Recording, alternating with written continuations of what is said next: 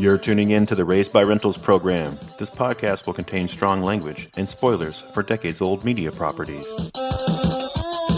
Join us.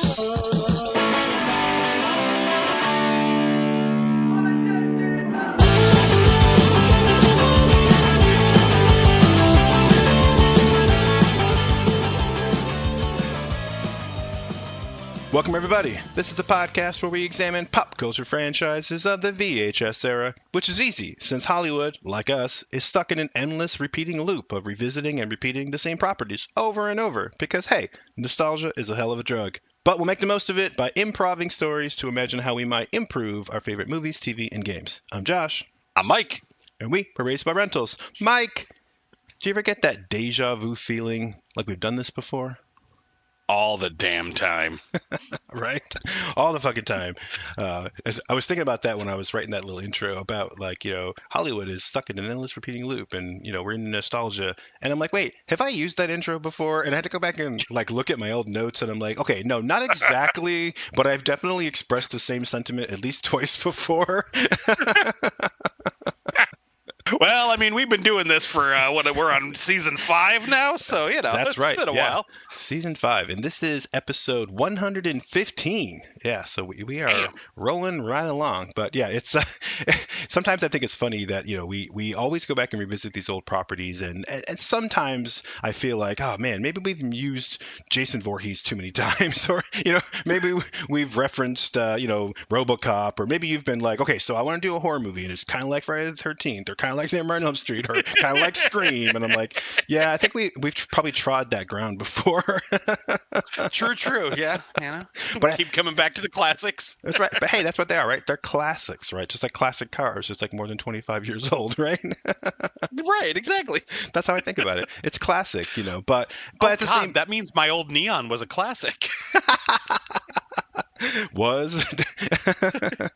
Yeah. Well, it's scrapped now, but Yeah, that's so funny. But, I mean, we don't need to belabor the point because I've heard everybody on social media, talk about it all the time, where it just seems like all Hollywood ever does is just regurgitate old properties, Every fucking movie that's out now, it seems it's some kind of a relaunch or a remake, or they're going back and doing a sequel like 30 years later, or, they're reimagining a book that people have already adapted 2 or 3 times before. It's, where are the original ideas in Hollywood?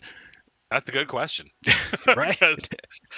Because I don't think there's any left in Hollywood. Right. I don't think anybody wants to sell Hollywood any fresh ideas anymore. Honestly, this could be a whole other conversation. It might even be a whole rental rant about how, it used to be, and using comic books as the example, because, hey, I do that all the time too, right? That's just me stuck in that same loop. Hey, you guys like comic books? I like comic books.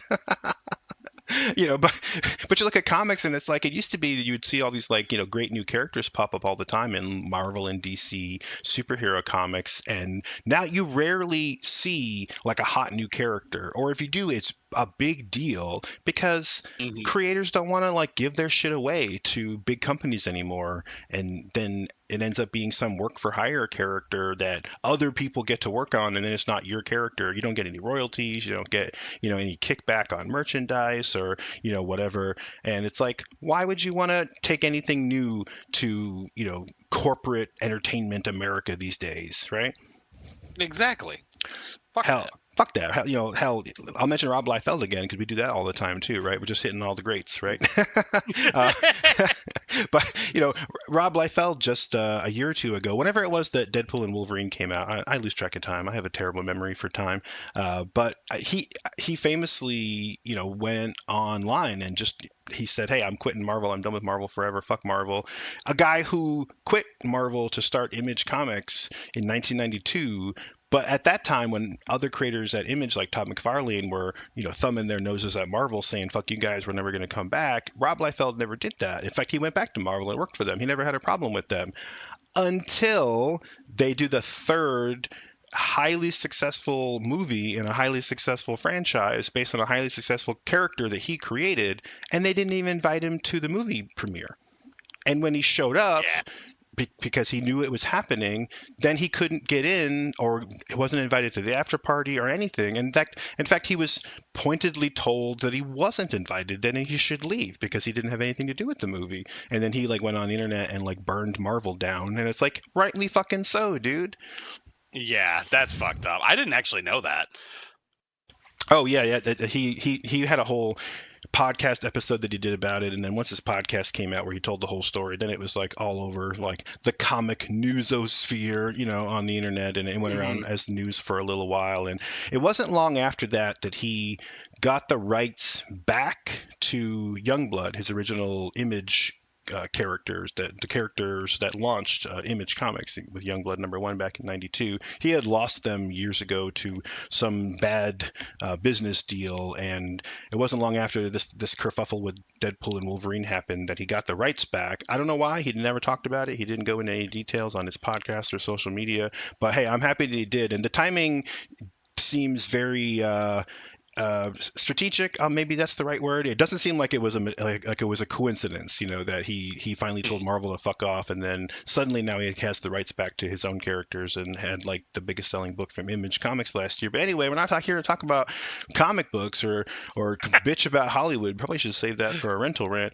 And instead, we're here to talk about a property that has never been revisited. And it's kind of ironic that it hasn't, because, of course, it's about a time loop, and that is Groundhog Day. Indeed. The best time loop movie I can think of. You're probably right. You're right.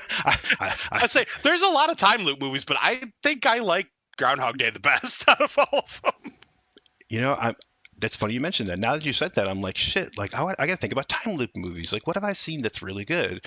I don't. I think you're right though. I mean, for me, it's definitely Groundhog Day. If you just base it on the metric of how many times have I watched it, it's head and shoulders Groundhog Day. Right. But anyone who isn't familiar, and I'm not sure how you couldn't be listening to this podcast, but if you're not familiar, we're talking about the 1993 movie starring Bill Murray, directed by Harold Ramis, and it famously follows a day in the life. February 2nd of Bill Murray's character Phil, who is covering the emergence, I guess, of Phil the Groundhog in Punxsutawney, Pennsylvania on Groundhog Day, and for mysterious reasons, he ends up repeating the same day over and over and over and over again. And the movie is an exploration of what would happen if you were stuck in a time loop like that, where everybody else just hits reset and starts over, but you're the only one who remembers what happened the quote unquote day before. And anything you do during that day is undone when the day resets. So it's not like you could, like, if you have infinite time, like an infinite loop, you could be like, oh, like I could get all this work done. No, you couldn't, because everything would reset. So all you could do is anything that you could retain in your brain. So any Mm, knowledge you could teach yourself, that would be still there. That would be with you. But so like, yeah, no matter what he tries to do, nothing sticks. And the only thing you could have is knowledge. You could have knowledge of the fact that you're stuck in this same fucking day, and right. that's it. Like, what a fucking terrifying experience that would I be. know, right? Oh God, like you can't make any difference. Of course, I guess the upside would be, there would be, you wouldn't have to worry about consequences. I guess, like you could get away with stuff, I suppose, because nobody would remember it the very next day. But you know, True. I feel like I would probably, if I was stuck in that time loop, other than just going slowly insane, because that would certainly happen. But Yeah. I think if I were to find a silver lining, it would be like, oh man, I could watch all the movies I wanted, or I could read all the books I wanted. I could, I'll just go to the Hmm. library and just start at shelf A of the drama section or whatever, and just start reading, from A to Z, and then go to the next section. Like you'd finally have all that time to just read as much as you want, or just entertain yourself as much as you want. I guess, you wouldn't have to worry about, like, I don't know, like how many books can you read in a year, or how many movies can you like, actually get through in a day or a week or a month, or, whatever. If you were that kind of person, that wanted to take all that in, or like you said, if you wanted to learn something, a new skill or whatever, you'd have all that time, but you Hmm. can't affect anything else. Like, yeah, it's kind of terrifying. I feel like, certain things, like certain comforts would really suck because, like, obviously television would be out of the question. Like, it's the same loop of programming for 24 hours every fucking day. And same thing with the radio. Like, there would, like, radio would be out. So in modern day, I think it would be easier because you have digital access to everything. You could just be like, I'm going to listen to this now, or I'm going to watch this now. But back in the 90s, like, yeah, that would get old. Every day you'd have to get up, go to the library, go to the video store, or whatever. You couldn't turn on the TV or radio because it'd be the same shit you heard 1,000 times before. Right, just over and over again. Yeah. Oh, oh man. Plus, like, don't start like a book series because that last book's never going to come out. Right, exactly. Oh God, that would suck. Right.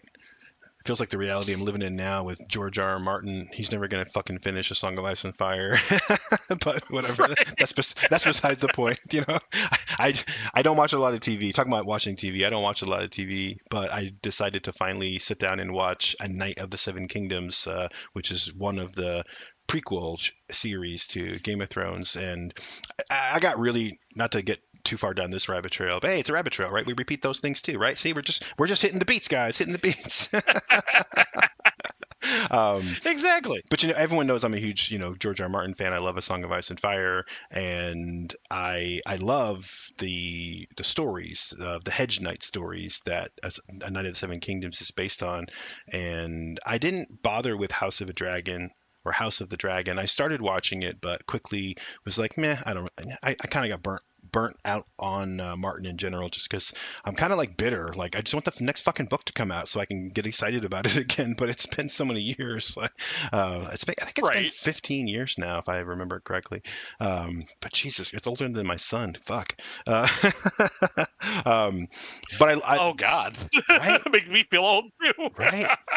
But I love A Night of the Seven Kingdoms. I watched the season, 6 episodes. None of them are like super long, 30, 40 minutes. It's just like the first Hedge Knight story. Like it's like they just filmed the book. Like it was really, really, really good. I love the cast. I think they totally fucking nailed it. I was as excited watching that as I was in like the heyday of Game of Thrones. I highly, highly recommend A Night of the Seven Kingdoms. But anyway,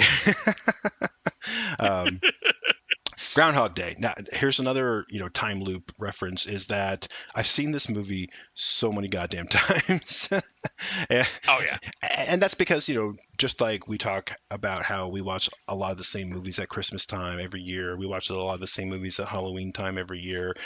Every year on February 2nd, I sit down and I watch Groundhog Day.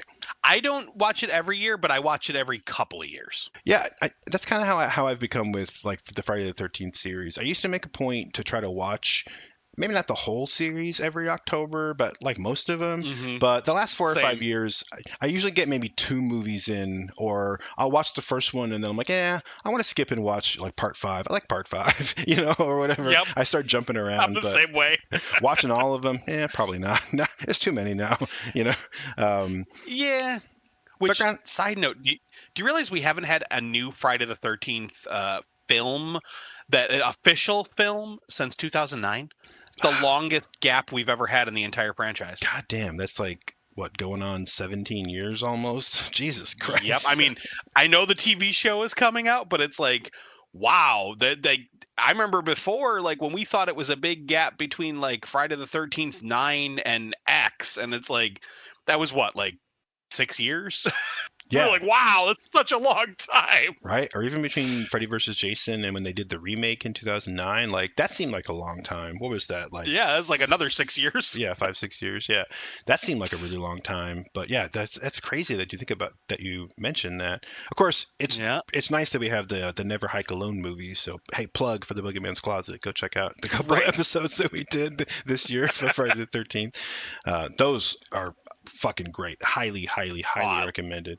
Love them. I still haven't watched Never Hike in the Snow. I keep wanting to, but every time I start, I'm like, do I want to watch it now or do I want to wait until like the next Friday the 13th? And I have so many things to watch, And we know that's coming in November, so it's like, well, we'll get there. Yeah, like there's another one coming this year. Like we're already a couple of months into 2026. Like, it's like, what's a few more months, Right. Exactly, exactly. And I have so many goddamn things to watch, like so many movies I haven't gotten around to yet. But like I said, I've seen Groundhog Day a bunch of times. I've seen it so many times that, and when I say I sit down and watch it, I at least put it on. Maybe I don't sit and watch the entire thing, but it's certainly one of those movies where I know the whole thing. I can probably quote, most of the movie. Like I know all the characters. I feel like I know the whole journey that, Bill Murray's character takes. And it's just, for me, it's one of those movies that never gets old. Yeah, no, I definitely agree. Like I said, it's been a couple years since I watched it before sitting down to watch it for this episode, and I ended up watching it twice, back to back. For this episode, because I watched it the first time, and like I said, when I was telling you about it off the air, I was trying to watch it at work, and of course, work was crazy busy, so I kept having to pause it. I was like, it was getting annoying, and then when I got home, I actually sat and watched the movie.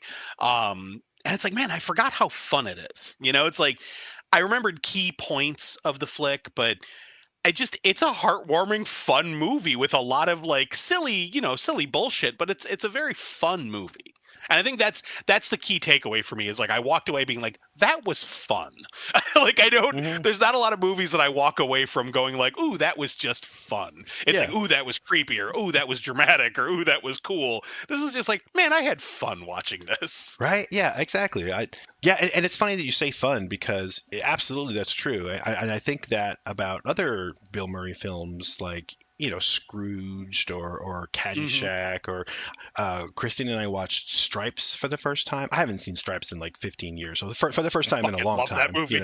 Um, but it was like I noticed something when I was watching Stripes recently, and I should have picked up on the pattern a long time ago. I don't know why I never really put it together, but that's why I said it's kind of funny that you mentioned the movie's fun because it's like Bill Murray did this whole string of movies in the 80s and into the early 90s where he's just a dick. Yeah. Yeah. Yep. I don't think he was acting though, from what I've heard.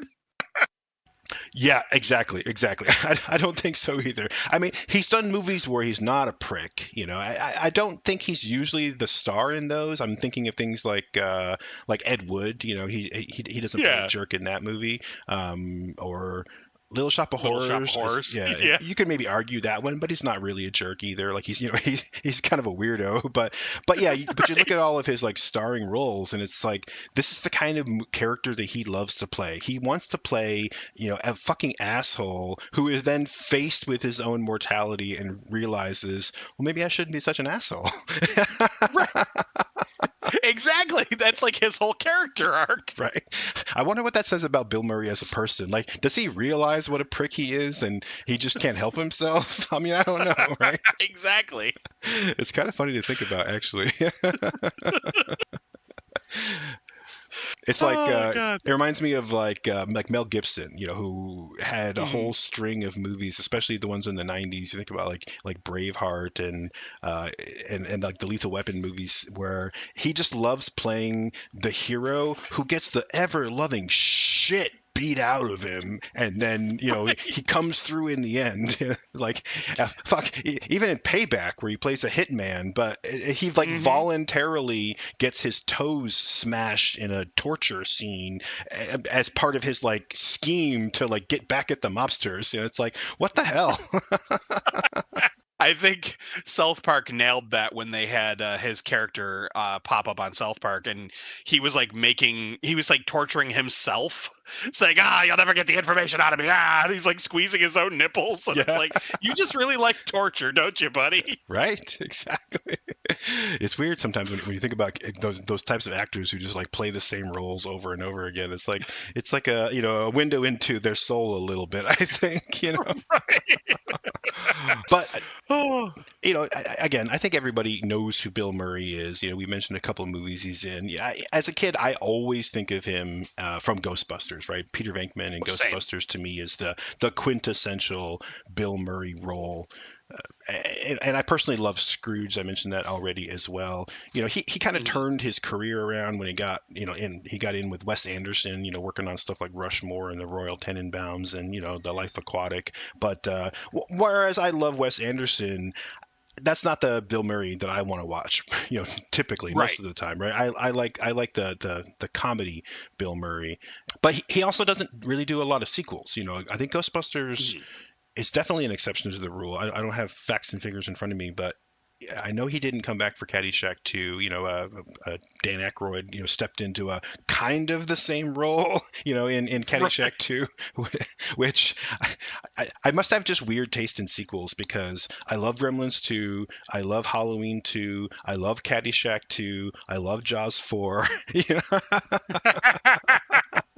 I mean, I'll give you Caddyshack 2. I actually really like Caddyshack 2 as well. And Gremlins 2. I Yeah. enjoy Gremlins 2. Well, but you, Jaws 4. Hmm. yeah. See, I won't say Jaws 4 is better than the original, but I do like Caddyshack 2 and Gremlins 2 better than the original movies. I don't think that they are better movies. I just enjoy watching Right. them better. I think that the second ones are silly and they're fun. I want to put them on and have a good time.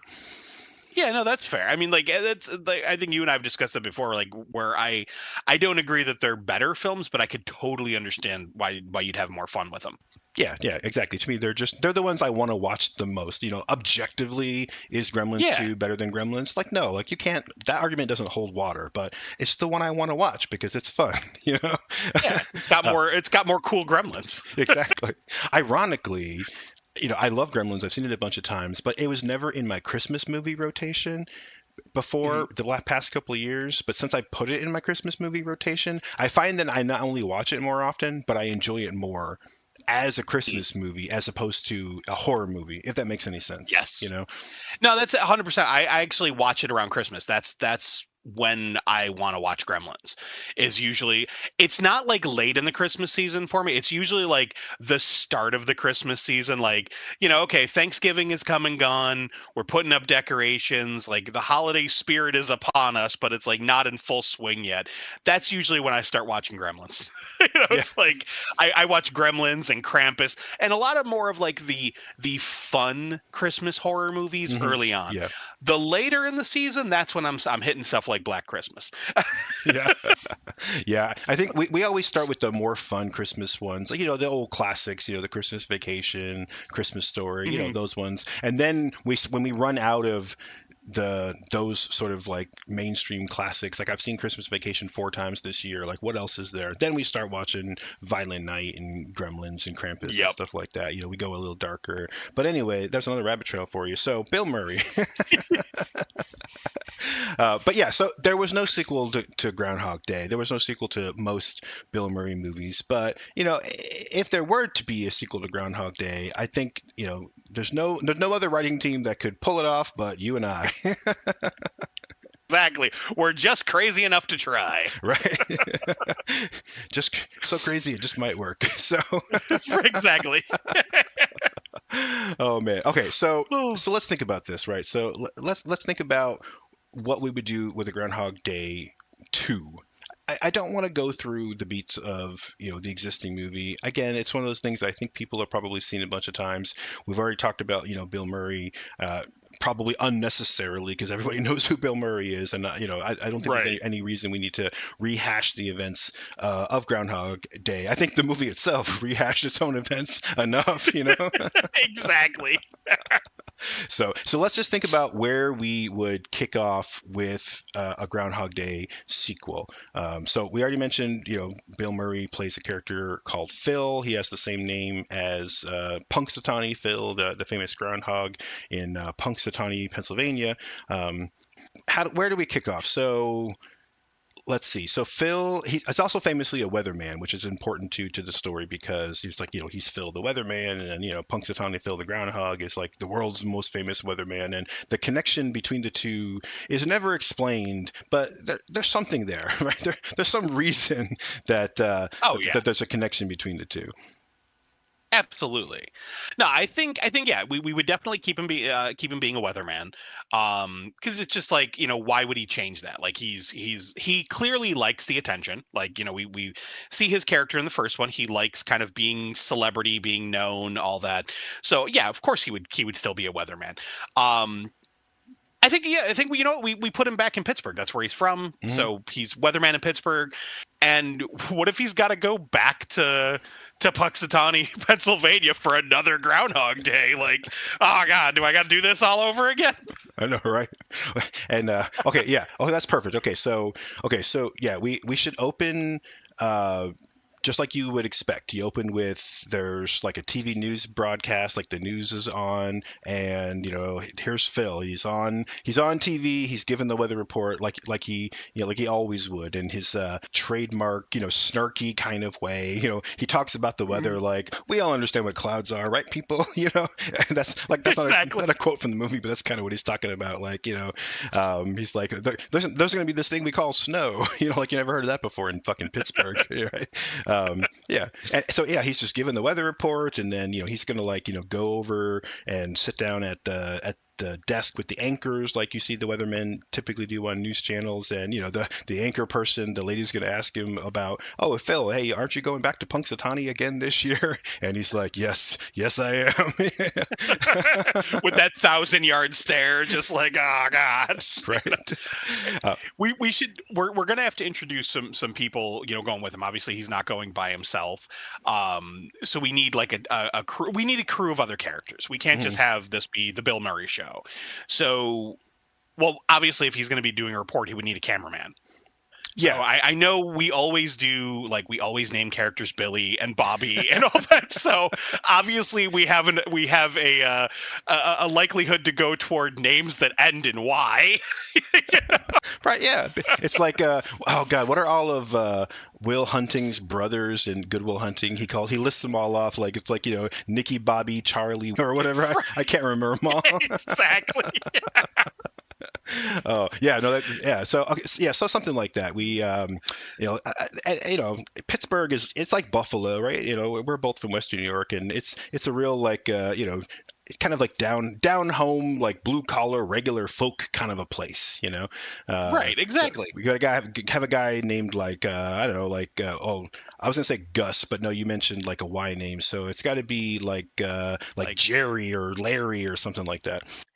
Yeah, okay, I was thinking like Henry or Harry, but yeah, I like Larry. I worked with a Larry, so we'll go with Larry. All right, we'll go with Larry. Again, it makes me think of like Parks and Rec. There's that character Gary. They keep changing his name from Jerry to Larry to Terry. I don't know if you ever watched Parks and Rec. Yeah. All right. So we got Phil and Larry. All right. So Phil and Larry. And so let's have so let's have it that he's got out there with Phil and Larry. Let's have he needs someone to talk to besides just Larry the cameraman, because he's like the prima donna TV star, right? We've established that I think before, and right. we need someone for the audience, right, to basically be the stand-in. Like he's going to have to talk to somebody, and he's not going to talk to lowly Larry the cameraman, right? So Right. let's have someone else going with him. Like maybe there's a new like I don't know, producer or writer, right, who's working for the TV channel. Right. Someone that's got to keep him in line. Someone's got a little bit of authority. Yeah, there you go. Right, the boss who's going on the work trip with him, who's gonna who's gonna keep him on schedule. Okay, so that works, right? So it's gonna be the program director or the producer. I don't know what producers do on TV, weather channels or news channels, but fine, it's the producer, right? And right, and we got to have some kind of we need some tension. We need some reason for him to demonstrate what a dick he can be. So it's got to be an attractive woman that where he doesn't respect her as like a professional, right? Yes. Well, of course, because we've established that Bill Murray likes to play the dick, and that type of celebrity would, of course, be like, oh no. It's almost like Anchorman when I forget the Christina Applegate's character's name, Corningstone or something like that. Yeah, anyway. Something like that. Like at first it was like he clearly didn't respect her because you're a woman. You can't do a man's job. But then he was also like super attracted to her, so he was very conflicted. Yeah, exactly. And I feel like that kind of dynamic would work really well here. So we could have like this his boss essentially, but he doesn't respect her. But then at the same time he's like, oh, she's kind of hot, Yeah. So it's like he's gonna be conflicted. Yeah, exactly. That's perfect. Okay, so attractive producer, again, looking for one of these sort of like not that I hate to be stereotypical talking about like blue collar towns, but you're not going to get these sort of like California names, right? I wouldn't expect there to be, like if this was a guy, like I'm not expecting there to be too many people named like Chet or Blake. It's like Right. these are dudes named Gus and Phil and Bill and stuff like that, right? And like the women would be like, Betty or like, Marty or something, or, fucking like Rita or Henrietta. Like Yeah, just, yeah. I like Rita. Rita's good. Yeah, I like Rita. Okay, Okay. so Rita, the producer. So the three of them they're gonna hop in like the news van, and yeah, of course Phil's gonna be like, hold my spot for me on like on the program tomorrow or whatever. Like I'm coming back as soon as I can. I don't Right. need anyone to fill in for me beyond like just like the 10 o'clock news or something. Exactly. Okay, yeah. So they're gonna hop back in the news van. They're gonna head off, and we gotta have a little bit of a montage and like set the scene, like you do in movies when everyone hops in a car. Suddenly there's like a feel good road trip song. Oh, of course. And this would be like the perfect time to do like opening credits, just have like them kind of like driving into the town. You have the music, have little credits and stuff, just so we're kind of like we're establishing our opening of the film. Pittsburgh's not a huge city, but it's a big city, and then but it very quickly just turns into like rural America, and so yeah, we can have them driving Mhm. out and like seeing the pretty countryside, and we're gonna make it seem like it's a really long trip. It's not in reality that long of a drive, but it'll give our characters an opportunity to talk, and yeah, this is where Phil's gonna he'll talk to Larry, he'll talk to Rita, but it's basically almost like a monologue for the audience. Like we got to get to know him a little bit. Like what's his deal? We talked about him being a dick. We haven't really seen that too much. So like this will be the perfect opportunity for him to be like, I probably won't be at whatever the name of the local channel is. Like I won't be at local channel for too much longer. I'm moving on to bigger and better things. There's like a big city network that's looking at me. Something like Right. that. So he's just basically being very braggadocious and self-centered. Yeah, exactly. And we got to have him take every opportunity that he gets to dress Larry down, like the lowly blue collar cameraman. So every time Larry says Right. something, wisecracking, hoity-toity TV star Phil he has to make some snarky comment to make Larry feel bad about his lot in life, even though in reality, like being a camera operator for a TV channel it's actually that's a lot more of a skill than you might think. Oh, exactly.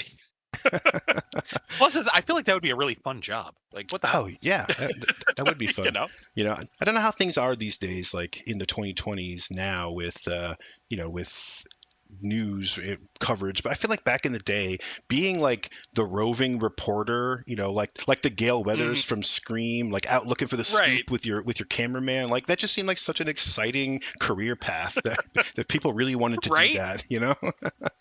It's the April O'Neils of the world, Yeah, yeah, and I'm sure that obviously that still exists because there's still news and things like that. But I feel like we don't have the same kind of like monoculture for TV anymore. Like we have major news channels in the Austin area where I live, but I couldn't tell you the names of one of the anchors. Like I don't fucking know. Oh But yeah. growing up in Buffalo, it's like you knew who all the TV anchors were on like the 3 or 4 like major channels, and every once in a while you'd be at work or out in public and you would see, oh, they're filming a story, and then that one like famous person from TV, and you would get all starstruck. you Right. know?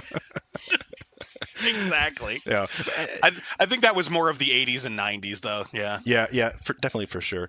But that kind of sets the stage for Groundhog Day came out in 1993, right? So we're talking the early Mhm. 90s. It's the same kind of thing. The local TV celebrity is kind of a celebrity. So Phil's not completely talking out of his ass. He's just pompous.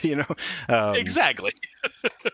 All right, so we have him drive out to Punxsutawney. It's like a little town. It's like small town America, very small town America, and they're gonna pull up and I don't know if there's a hotel, there's a bed and breakfast, whatever. Like they're gonna find some nice place to stay. Um, Well, I feel like because they would obviously be there the day before, so because they're going to be there bright and early for the celebrations on Groundhog Day. So I feel like, of course, Phil, being the narcissistic little brat that he is, wouldn't want to do anything with his work people for the rest of the night. He's going to want to be like, no, no, no.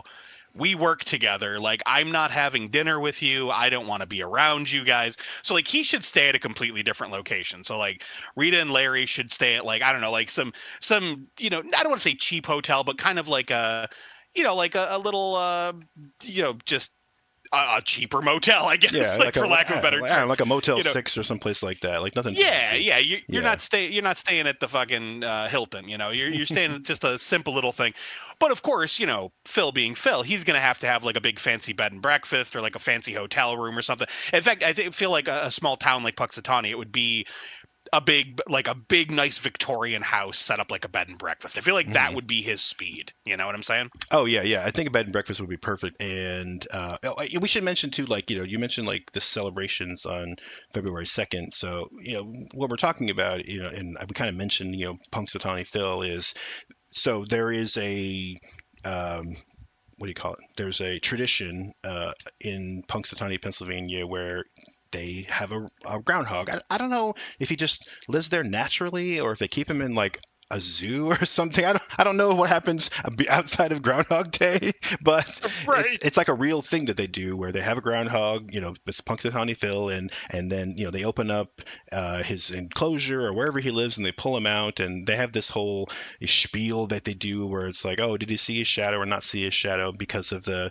tradition of what does it say? If a groundhog comes out on Groundhog Day and sees his shadow and he goes back and hides, it's like what 6 more weeks of winter? Is that Yep. how that goes? Six, yeah, 6 more weeks of winter. And if he doesn't see his shadow, then we're gonna have an early spring. Well, there you go, right? So, people always want to have an early spring, and they pull out the groundhog, and I guess he sees his shadow or not. I don't know how all that works, but it's just an excuse for a party. They have like Yeah. a festival in like the town square, and there's people selling I don't know what, like cider and pies and stuff, and they have bands play. There's probably like arts and crafts tables and vendors out there. Oh, absolutely. Yeah, I'm sure they would have all sorts of like little it would be like if you've ever been to like an outdoor festival where you have like the tables selling like the crafted memorabilia. So there'd probably be like little stuffed groundhogs and shit like Yeah, you exactly. know. Yeah, So yeah, and exactly. of course, it would be like, polka music and just like a big old fun time. Yeah, yeah, perfect. Yeah, Pokemon. Yeah, exactly, exactly. That's very Pennsylvania. There's a lot of like German and like Polish people in that part of the world. Yeah, that's awesome. Right. Yeah, yeah. So so now it's February 1st, and Phil's gonna go up and stay in his like fancy bed and breakfast, and he wakes up that morning. The alarm has to go off early because I don't know if they do the groundhog celebration thing like right at like sunrise. I don't know what the timing is, but it has to be early, I assume, Yeah. It's right? got to be So early morning. so he's going to get up at like what 6 o'clock in the morning, right? So he's got his alarm clock Hmm. set. Boom, that alarm clock goes off. It starts playing, like a pop song, and he's a morning guy. Like he's used to being on the news, so he's just going to like pop out of bed. Like I don't know if he should be like excited for the day or if he's just like, let's get this shit over with. Like boom, up out of bed, get dressed, and I'll get back home in time for the 5 o'clock news. I don't know. I I think that's more his speed. He just like to get up and start moving. Just not excited for the day, but Yeah. excited to get it over with. Right. All right. So yeah. So he hops out of bed. Right. He's gonna head downstairs, and we have to populate the town a little bit with like some kooky characters that he's Oh gonna yeah. he's gonna meet. So he'll run into some obnoxious guy on the stairs. Who's gonna say something silly like you off to see the groundhog. Yeah. Well, and this thing, it should be one of those guys. I'm sure anyone who is not a morning person, or in my case, anyone who works third shift, you're gonna encounter those people that are so fucking chipper in the morning, and it's just like you don't want to be mean, but at the same time, it's annoying as fuck. Like Right. when when I've had a bad night and I've been working all night on no sleep, and if one of my coworkers is super chipper in the morning, like they come in like good morning, good morning, good morning, I'm just like, oh god, stop. Like Oh. it's Oh. Geez. I know. I'm so fucking tired. Stop that. It should be one of those guys like super bubbly and happy, like, hey there, how's it going? You going to see the groundhog? Like, Oh yeah. like just Yeah, well, and then to make it worse, like to Phil's perspective, it's like very much like a country bumpkin. Like Like, why are you Right. talking to me? Like I'm a big city guy. We don't talk to random people we meet, in the hallway. Exactly. Yeah, no, that's good, right? Yeah, I miss a lot of things about working in an office now that I work, remotely, like permanently. I work from home, but what's one thing I don't miss? I don't miss Ugh. like walking in the door and everyone. There's always those people who are super chipper. The morning people who are, hey, how's it going? Good morning. How was your weekend? I'm like, oh God, please, with the small talk. Like I just walked in the door. Right. Oh Like, man. just give me the silent nod and let me keep moving, you know? I know, right? People still do it on like Teams chats at my job. It'll still be like, hey, like, hey, how was your weekend? But at least I can like, I can grumble like in private before I decide if how I want to answer. Exactly. If Oh there's a man. mute button, you can use it. Right, exactly. Anyway, so I don't want to dwell on like every little detail, but yeah, so there's got to be, the lady who runs the bed and breakfast is, this like older lady who, just like the guy on the stairs, she's just super chipper and just like, oh, hey, how's it going? How'd you sleep? And you know, people are making small talk, and they probably don't even know who Phil is here, but of Right. course, as with anybody who loves small talk, most of those people don't really have anything else to say other than like, "Hey, how's it going?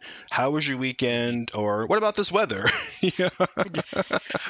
They're looking for some kind of human interaction and have nothing really to say, so they're just like, idle chatter, please interact with me. I know. And it's like, at one part of you is just like, oh, they're trying to be nice. The other part's like, just please let me go. you know I know. Oh God. but I, yeah, she should totally be like that. She should be like, he should come down, and like everyone's having breakfast, it's mhm. like it's early morning, obviously. And Phil being a big city guy, he's going to want something a little more stiff than just a good old cup of Joe. He's going to want something like a cappuccino or an espresso or so. And she's going to, of course, going to look at him like, we don't got them big fancy city things here. Like, so he's just going to have to get his cup of coffee and head the fuck out. Yeah. Um, Or she can make some you silly know, joke like, cappuccino. I don't know. Like, let me check with the kitchen. yeah, exactly. Exactly. Like that. But yeah, like, so on his way into town, like, heading out to the festivities, we should get a little bit of like the just seeing the township, like, seeing the excited people, the passersby and all that. But he should pass by several people. Like, we could have like a panhandler trying to get money from him, Hmm. and it's just gonna be like, because again, he's from the city, he Yep. sees this kind of shit all the time. He's gonna walk right past this person like they don't even exist. And we should have like some really annoying motherfucker that just won't let him walk away, because we keep talking about those people, Yeah. those Yeah. types of people that are like, let me talk to you, let me. But what's even worse than the types of people that are like, hey, idle chatter, idle chatter? The ones who just have to tell you about how great their life is and everything they're doing, and it's all leading to try to get you to sign up to some fucking pyramid scheme, or like, hey, I sell Lululemon type of, like, fuck you, get away from me. you know we should totally have that type of a character here, because we've already pissed him off by like three other people. Right. Yeah. So let's Oh, just yeah. really drive that nail home. Yeah, absolutely. And I mentioned before that like, people don't really recognize him out here in Punxsutawney because he's like, the Pittsburgh TV guy. But there should be some guy who does recognize him. Like you said, if it was this annoying guy, that'd be funny. If he was some guy who's just like, hey, like, what's Phil's last name? I can't even remember. Connor, I think. Oh yeah, Connor. Yeah, you got it. Okay. Yeah. So just have this guy just be like, Phil Connor, is that you? And of course, Bill Murray, Phil, he's gonna be like, yes, yes, it's me. Like no autographs. Immediately being that kind of thing, right? Of course. Uh, but this guy is gonna be like, like, oh, like don't tell me like you don't remember me because I remember you. Like, oh, like okay, so he doesn't just recognize him from TV, but like maybe he actually knows him. Like, is it like of all the places to bump into somebody that especially if it was some annoying guy that you probably Right. met like one time at a party and barely remember. Oh God. And then you're already having a rough day and you're already annoyed. And then here comes Mr. Chatterbox. It's like, Right. fuck. Yeah, some guy who was like, yeah, I can't believe you don't remember me. Like you remember that time we met at like your sister's wedding or something, or like we were in like 12th grade homeroom or something, some like barely recognizable thing or barely memorable thing that Phil again he's just like yeah sure okay yeah whatever like what's your name again like I'm sorry. I'm just as soon as like you're talking about him like annoying him, all I can picture is Homer Simpson going Flanders. Like, so we should name him Ned. yeah oh yeah fucking just like the same kind of like chipper attitude of like like Yes. how do you do neighbor Rooney that, Exactly. it's like Oh God, those people. oh yeah and he should have some kind of like verbal tick like that too. He's like like instead of saying like the Nedisms where he says like doodly doo and neighbor Rooney and things like that, he should be one of these guys who what's the word, he punctuates everything he says like Emerald Lagasse with like bam like hey remember me bam or something Oh like God. that. Or he does like the stupid little voice, like how you doing, like that's like, oh, stop it. Exactly. It's like yeah, and oh yeah, okay, let's mix that together. Yeah, so he runs up to him and he says like oh Phil, like don't tell me you don't remember me. It's like Ned, and he's like he kind of he goes from this quiet voice of like you don't remember me, do you? Or the sort of like am I right? Am I right? Am I right? Bing. you know? That would irk the shit out of me. Oh God, I know. It's like I'm over here like cringing, like he's not even like in the room with me, and I'm like, oh, get off me, get off me. I know, right?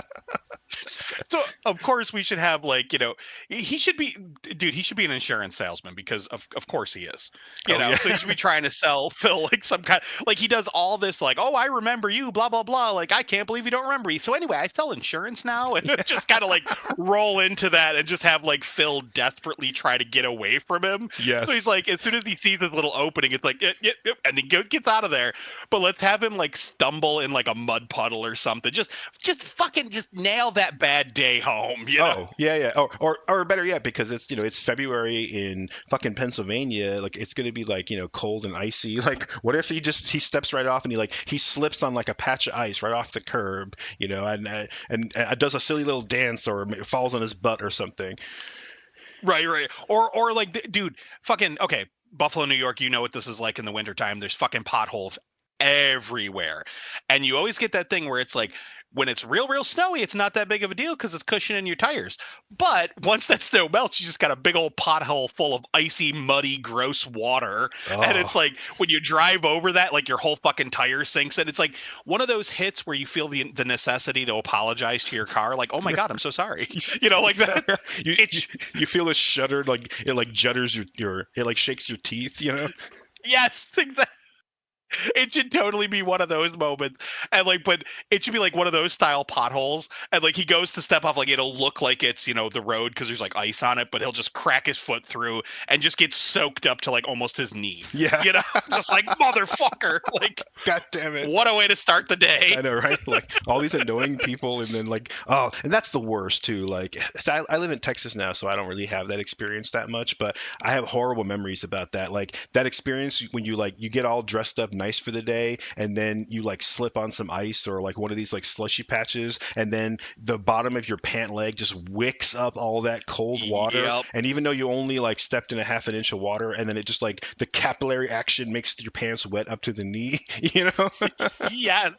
Oh, I hate it. It was so annoying when Jenko jeans were popular in the 90s, and I used to wear those big giant pants, and like one little sweep in a puddle, and like your legs would be, your pants would be soaked from like halfway down.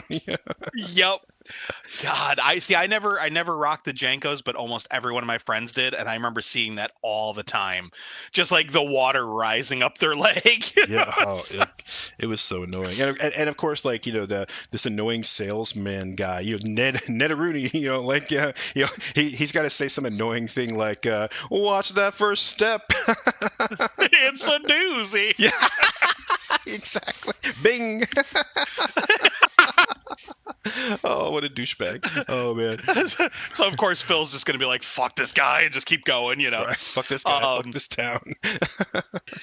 I feel like we've established the annoyances of the town, you know, so we kind of got our feel for like the small town, like some would call charm, someone like Phil would call annoyances, you know. So Right. we got to get him to the celebration. Of course, like Rita and Larry are going to be having the time of their lives. They're going to be enjoying all the polka and the music, you know, all the festivities. Phil's going to get there and just be a miserable son of a bitch because, Yeah. of course, he's just had a hell of a morning. Yeah. So he's, you know, it's his job to report on the Groundhog festivities, and he's going to do it half-heartedly. He's going to be a total prick about it, Oh yeah. where it's just like, yeah, he's gonna just like kind of be like, you know, I don't know what he would say, but you know, mocking the situation almost, just be like, oh yeah, there you have it, another Groundhog Day, blah blah blah, you know, just kind of run through it and have like his producer being like, dude, what are you fucking doing? Like, let's do it again with, you know, without the attitude, and have him just like shut her down, be like, no. No, it's fine. We got it. Yep. It's like, ooh, even to your producer, you're a dick. Like, Right. wow. Exactly. And of course, you know, the Larry, the cameraman, he's gonna turn and be like, "What a prima donna," you know. Right, exactly. Yeah. Okay. No, that's yeah.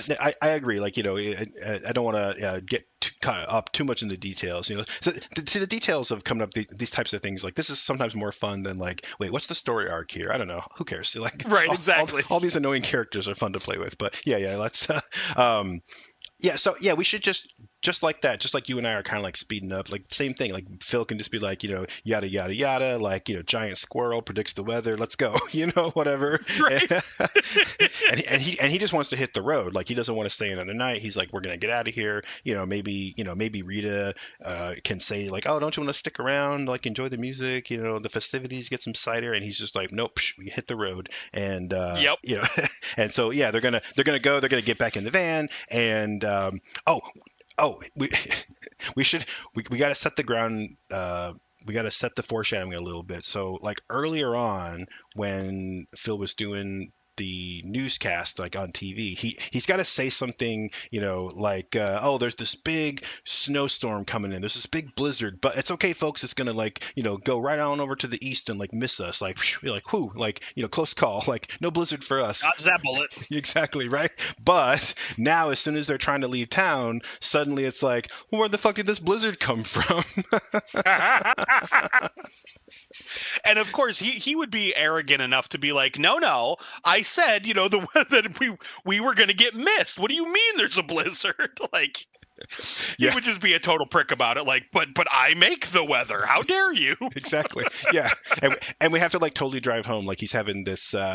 Used this phrase before. Like it's the terrible, horrible, no good, very bad day. Right? Yeah. We got to keep driving that home. So like here comes the blizzard. All he wants to do is get out of town and away from these like, you know, podunk small town people. But of course now like the snow has caused like a multi-car pileup on the highway. Like the whole highway is shut down, and Oh yeah. it's like the only road out of town because it's not like on the major like interstate. It's like, you know, the rural highway, you know, the 2-lane highway, you know. Hmm.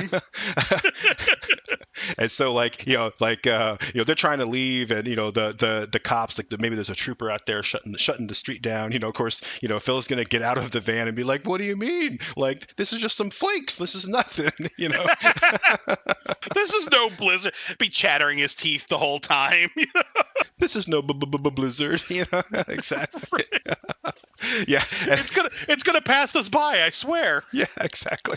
You know, and then you know, they're gonna get back in the van, and he's gonna insist that they stop somewhere. Like, I need a phone. I gotta call. You know, like I gotta call the news channel, let him know. Like, I'm coming. I'm gonna be there. I swear. Like, you know, like don't let the backup guy do the 5 o'clock news or whatever. But of course, Right. he's gonna find out that like all the phones are down, and like it's not just that one road, but like all the roads are shut down because the blizzard is just like a total whiteout on the town. So it's like no roads, no phones, and it's like, guess what, Phil? You're stuck there. You're trapped, motherfucker. Oh man, I love it. Yeah, so of course Yeah. we should just smash cut back to town, and they're at like a bar or, you know, someplace, and Phil's just like nursing his disappointment over like a tall glass of whiskey. just super annoyed. And just to end off the bad day, like obviously he's got to go back to the bed and breakfast that he didn't want to stay at, because all of the annoying little townsfolk.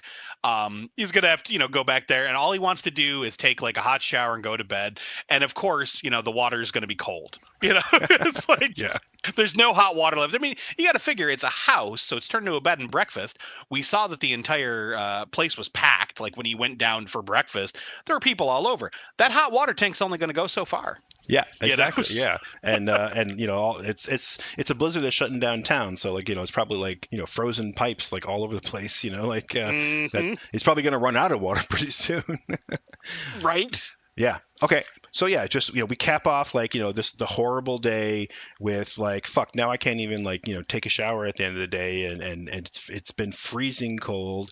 All I want to do is get out of town. Like everybody in this town sucks. The fucking blizzard hit that it wasn't supposed to hit, and he's just like, you know what? I'm just gonna go to bed. I'll wake up tomorrow. It'll be a new day, and we'll get the fuck out of here. but, Mhm. but of course, the next morning the alarm clock goes off. It's at 6 o'clock. That's that same pop song that we heard the day before on February 2nd. It starts Mhm. playing. Phil thinks, oh, it's February 3rd now. Groundhog Day is, oh, it's finally over. He's going to get up and be like, oh, geez, they're playing the same song again. The DJs that were on earlier, they should be saying the same exact thing and have him like kind of laugh about it, being like, "You guys are playing the same fucking tape, idiots! Like, be professional. You messed up. You're playing yesterday's tape." Yep, exactly, right. And then, but he's like, whatever, like I'm out of here. He puts us, he gets ready to go bright and early, not because he has to get to the celebration, but now it's bright and early because he's like, I want to get out of Dodge, right? And yeah, so he goes out of his room and he bumps into that same guy in the hallway who's like, you have to see the groundhog? And immediately he feels just like so annoyed, like I mean that was yesterday. Like It could be like, "Didn't we already do this?" And have him be like, "What are you talking about?" So like, he's almost having like a deja vu experience where it seems like everyone's messing with him. yeah, We should have him like go down to get a cup of coffee and have the same interaction with like the lady of the house and be like, "What the hell? Like, what's going on?" And then have someone else say like, "Oh, you're going to see the groundhog," and have him be like, "It's still just once a year, right?" Like, yeah, have him be very confused. Like, why is everyone doing the same thing we did yesterday? right, yeah, exactly. And of course, he's gonna walk back into town, I guess, to find Rita and Larry because he wants to get the fuck out of there. And he's somehow it's happening again. So he's like, okay, I guess I'll go back to what is it, Gobbler's Knob or whatever they call it, right? Yeah, The I town think that's what it was center. called. And he's gonna pass by that same like panhandler guy again, looking kind of confused. And then he gets on the sidewalk, and once again it's like Phil Connor, and here comes annoying ass Ned. Bing. Fuck that guy. Run away, Phil. Yeah, yeah, he should. This time, he's not even going to bother like pretending to be nice. He's just going to like run away. But of course, he should step off the curb and splash right into that big nasty pothole again. Watch out for that first step. It's a doozy. Yeah, yes, of course. And then, yeah, just like before, he's going to go to, like he has to give the weather report. He goes back over, and he's like completely in shock. Like, look, what the fuck is going on? Like, all these people are here for Groundhog Day, but we just did this. Like, we did this yesterday. Right. Like, what's going on? He tries to ask Rita, and she's just like, she thinks he's like drunk or something. Like, like, get it together, Phil. Like, we have a report to do. Like, puts a microphone in his hand. And he'll go through his little spiel like he did before or something similar. But he just kind of has like a fake smile on, and then he's just gonna be like, I gotta go. Like he's I don't know. Like, do you think that he would just be like, let's get the fuck out of town, or would he try to figure out what's Yeah, going no, on? I think he would. I think 100%. Like, he would just be like, "No, no, no, I want out. Like, this is absurd. Like, I don't like this. I feel like I've already done this." So, obviously he's just going to want to leave. So I think that's where we should go with it. Like, they should try to leave, but again, they're trapped because of the blizzard. So he's going to be like sitting back thinking like, okay, we did all of this. What the fuck is going on? We could even end it, the same thing, like have the cold shower happen again. And you're like, what the fuck? Just right? like, Yeah, yeah, exactly. having that no good, very bad day twice would be like, oh my God, what's happening to me? Right, exactly. Yeah, and then once again he's trying to make a phone call or figure out, but all the phone lines are down. Like, there's no hot water, all this, and he's got to be like it's got to be so weird for him. Like, I mean, what could you do? Like, I guess you would kind of have to go along with it because, I mean, if you just like panic and I guess people would think you were crazy, like, maybe it's just some weird quirk of Punxsutawney. Like, do they do it 2 days in a row? Like, what's going on? But Right. I feel like he would just kind of, okay, fine, we'll go back to bed, we'll try this again. But there's got to be a little part of him that's like, huh, like everything that happened yesterday just happened again. Like he should try to test it somehow. Like let me like I don't know, like write a note to myself or like make a mark on a piece of paper or something. Like something where he can be like it's going to still be there the next day, right? you know? Right. Yeah, no, he should like write himself a little note and like put it right by the clock radio, that was waking him up every morning. But he should do something like take the pencil he wrote it with and like snap it in half and set it in two different places on the table to be like, okay, All right. all right, this is gonna be here tomorrow, right? Yeah, exactly. Exactly. But of course, it's going to like, smash cut to the next day. We're going to hear that pop song wake him up again. And it's got to be something really cheery and happy. We never really talked about what the song was, but it's got to be something really, like, really annoyingly, like, saccharine and, like, the kind of shit that you do not want to hear when you're in a terrible mood, you know?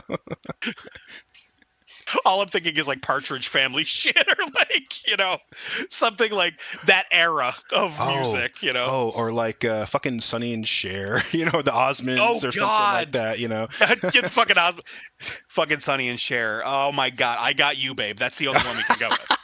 It's got Yes. because it's so annoying. Like, Yeah. yeah, fuck that. I got you, babe. Yeah, exactly. Oh, that'd be. Oh Like god, that that would get fucking so music. old. Yeah. Okay, I love it. Yeah. So again, he pops awake to "I Got You, Babe," and the first thing he does is just like reach over and grab what he thinks is going to be two pieces of a broken pencil and the little note he wrote for himself. But nope, it's the whole pencil. And it's like back in the spot where it was like when he found it originally. And now he's just like, okay, what the fuck is going on? Now he can panic a little bit. Like this isn't just a weird coincidence where maybe they just do Groundhog Day 2 days in a row in this weird little town. Now he's just going to be like, what the fuck? Like, I got to go. Like, he's literally just going to like run out of there. Like, I got to get Oh the yeah, fuck out of this town. full-fledged panic mode. He's gonna run past like dude on the stairs in the hallway. He's not even gonna worry about a cup of coffee. He's just gonna scoot right out the front door while the lady's gonna be like, hey, Mr. Connor, are you staying another night? Like that kind of thing. He'll be like, fuck you, and just kind of run out. He'll see Ned run away from him, run through the Yeah. puddle again. Yeah. And this time he's not even phased by it. Like, he just runs past Ned, like, pushes him off, hits the puddle, doesn't even notice it this time. He just keeps on running like it didn't even happen. He's just like on a mission. Like, I got to get the fuck out of here. Right. And of course, get to Gobbler's Knob. The same thing is going on again. Rita and Larry are expecting him to do the report.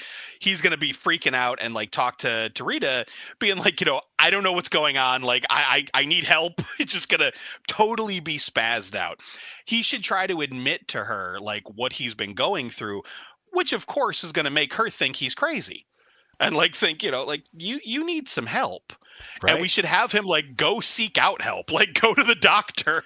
you know Yeah, Maybe they do exactly. like a brain scan or something on him and it's just like, well, no, nothing's wrong. I don't see nothing here in the scan. Maybe you need to see a psychiatrist and send him to a psychiatrist. And of course, the psychiatrist is not going to be equipped for this. And anyone who's gone to therapy knows that it's never one session. They want you to come back the next day or later this week or whatever. Hmm. So, of course, when he's talking to the psychiatrist, explaining his situation, and the psychiatrist is just like, well, normally I deal with, family issues or marital issues or sometimes even addiction problems, but I don't know what to do about this. Maybe we should see each other later this week. Yeah. And have Phil just be like, no, because later this week ain't gonna fucking happen. I know, right? Like, right? And then, just like before, when he thought he was stuck in town, he's just, what did he do? He like went right to the bar and like, like, I need a tall whiskey to like deal with this, right? So now he's like, okay, Right. I went to the doctor, that didn't do anything. Went to see like, small town psychiatrist who doesn't know shit about like, abnormal psychology or whatever, right? Something weird Right. like this. And so he's just like, all right, well, I guess I'm gonna go to the bar. There's nothing else to do, uh, Get fucking blitzed. right? Just maybe he'll wake up, with a hangover, but at least maybe it'll be the next day this time for once, Right. Uh, He should totally be doing the thing where it's like he's sitting and talking to the barflies. I'm immediately picturing I don't know if you've seen Team America, but there's mhm. a scene in Team America where like the main character is drowning his sorrows, and this barfly comes up and is just talking to him about all the assholes and pussies of the world. It's like it's a really funny fucking sequence. But that's kind of what I'm picturing here is like, Phil just kind of going on about his no good, very bad day that seems to be repeating itself, and maybe he could be lamenting like, why couldn't it have been a good day? Why couldn't it have been the summer of '69? That type of thing. Right, exactly. Where he's reminiscing about good times that he could be repeating rather than this shitty day in this shitty town, and have the two drunks just be like, yeah, no, I know what you mean, man. You strike me as a guy who sees glasses half empty, not half full. Like one of Yeah. those types of conversations, and have Phil just be like, I don't know what the fuck to do. So he's hanging out with these two drunk bums. Yeah. Oh, yeah. It's always like the two drunks who like hang out at the bar all the time, and they have a couple of drinks, and every conversation turns into this like deep philosophical talk. Exactly. Right. It's like they become like like bar stool like psychoanalysts. They're Frasier and Cheers. Yeah, exactly. Yeah, and just and maybe Phil is just like like I don't know, like what would you do if you were living the same day over and over again? Like it's been like 3 times already. Like what am I supposed to do? Like it's like nothing I did yesterday happened. Like nothing mattered. And maybe one of the other guys is like, oh, that sounds great. Like if you could do anything you want and like it reset over it, like there'd be no consequences, there'd be like no punishments, like you could do whatever you want, you could do anything. And see, how freeing would that be? Like that's the thing that you got to think about there. Like if there were no consequences, like they do this in Happy Death Day, which is Mhm. famously the horror movie version of Groundhog Day. But it's like when there's no consequences, you can do whatever the fuck you want, and like as long as you make it through 24 hours. Hell, even if you don't make it through 24 hours, you just wake up the next day. It's like, oh, repeat. So I mean, like, yeah, you could do whatever you want. You could go punch somebody. You could go rob a bank. You could drive recklessly through the streets. Doesn't matter. It's all starting over the next day. Yeah. So having the bums say that to him, maybe it's kind of just like, okay, maybe I've been looking at this the wrong way. He should go to like the bums should be like, we should cut to them like all leaving the bar, and of course they're stumble bums. Like these guys are drunk as fuck except for Phil. So like Phil be like, all right, get in the car, and he'll hop and he's gonna drive him home. And as he's driving, like he could just be talking about like, yeah, he could do whatever he wants, and just, I don't know, do something reckless like speeding or like, run over something, get the cops' attention, and then lead a fucking high speed chase in small town Puxatawny. Yeah, exactly. While the two drunks they're just like, whoa, like slow down, Phil. Or hang on, I don't know their two names or like what their names are. We didn't name them, but like one guy should say to the other guy, like, I don't know, I'm just gonna say his name is Bill, whatever. He can just be like, if we were gonna like drive on the train tracks, we could have let Bill drive. Like, Right. Oh yeah, dude, they should totally drive on the train tracks. yeah. Oh, that's perfect. Oh man. That's fucking funny. But yeah, of course, like, it's going to culminate with Phil eventually, getting caught by the cops and getting thrown in jail. So it should be like, we should see this whole high speed chase scene end with like, the cell door closing on Phil and have him just kind of standing there like, oh well. And then of course, blink and boom, he's waking up to fucking I Got You, Babe the next day, and he realizes he got away with it. Mm-hmm. So it's like, oh shit. So now you're gonna have a little fun with this. So when he goes out to start the day, it's not going to be that panic run by people. He's just going to be like, fuck you, there's no consequences. He's going to just blow right past dude in the hallway. Maybe he should ask like the lady who runs the bed and breakfast, were there any calls for me? Was anyone looking for me? Like maybe did a police officer show up and have her be like, oh my, no, are there going to be? And he's like, no, I don't think so. Yeah, apparently not. Yeah, exactly, right.